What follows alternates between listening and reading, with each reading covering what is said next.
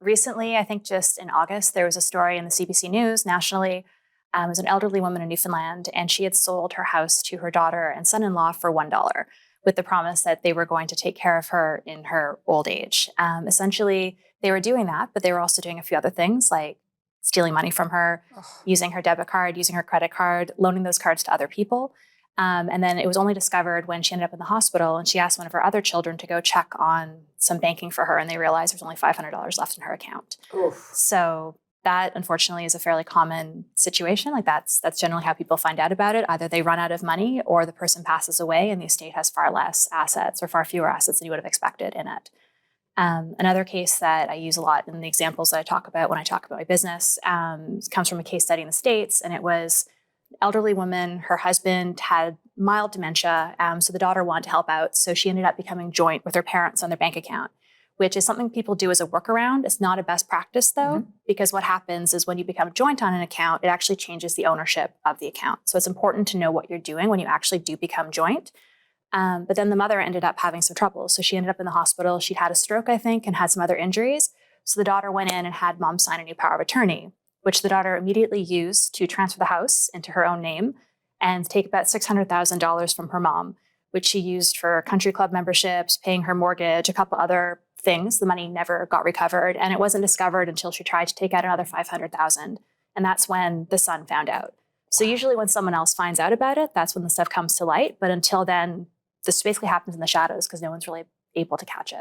This is heartbreaking to think that, you are a trusted person. And all of a sudden, these people are taking advantage of someone with dementia, someone who is ill, someone who, has had their power taken away from them. So how big a problem is this? It's really hard to tell because it's highly underreported, but estimates range from about $4 billion a year to about $100 billion a year in North America annually. What we do know from the data is that about 1 in 10 seniors is an impact of some form of abuse. The majority of those cases are actually financial abuse. And then about 70% of the time, it's someone who's known to the person. So usually an adult child or a caregiver. And then the amounts that are stolen, unfortunately, the closer the person is to you, the more they can take. So the average amount stolen can exceed $100,000 in a lot of cases. So this is disturbing. Yes. And one of the questions I want to ask, why does it happen other than the fact that, it's easy money for certain people? But why does this happen? I think because there's no one really watching it. It's sort of a crime of opportunity. So, obviously the phone scammers, that's a separate category. They are preying on these people because they know they're vulnerable and they're there. I think for adult children, first of all, it's a temptation. They know they're not really being watched. They know it's something they can do without really being caught immediately. So it's a bit of temptation. I think also seniors are very reluctant to report things that are happening to them. There's a lot of shame and stigma. A lot of people are embarrassed when they are scammed or something happens to them like this. So, a loved one has stolen money from them. There's so much shame that comes with that. And it's a shame that it is because they need to tell people and warn them.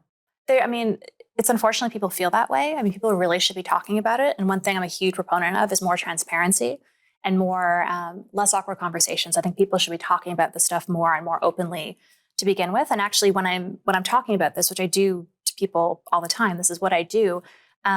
When I raise the topic of it, almost everybody has a story from their own family or someone that they know. So it actually is very common. People just don't talk about it. So I can see why it's so challenging to detect, but why is it so challenging to detect? So first, I think, again, there's a lot of shame and stigma attached to it. So people don't necessarily want to report that they've been victimized.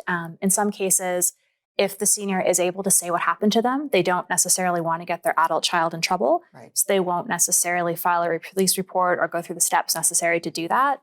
In other cases, a senior actually can't report it because they're vulnerable, whether because of capacity issues, sort of issues that are happening to them as they get older, or things like fear is one thing. Also dependency. So people are often dependent on the person that is taking care of them. So that case I mentioned earlier before the break, this youngest daughter moved into the house and mom was effectively entirely dependent on the daughter.